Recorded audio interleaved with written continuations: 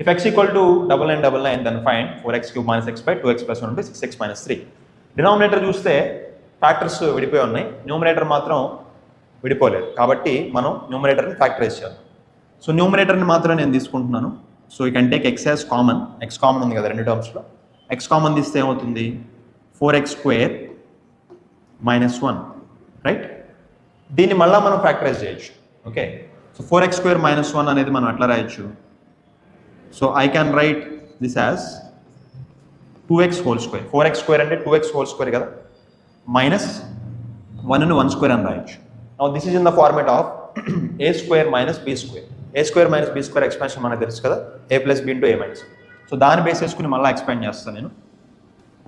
So x into 2x plus 1 a plus b into 2x minus 1 a minus b.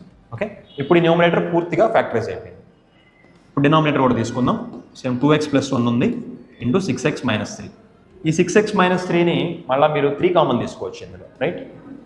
So 3 into 3 common తీస్తే 2x minus 1. Now we can cancel of these 2 and these 2. మనకి మిగిలింది ఏంటి? x by 3. x వాల్యూలో అన్ని 9లు ఉన్నాయి, 3తో divide చేస్తే అన్ని 3లో వస్తాయి. So this is our answer.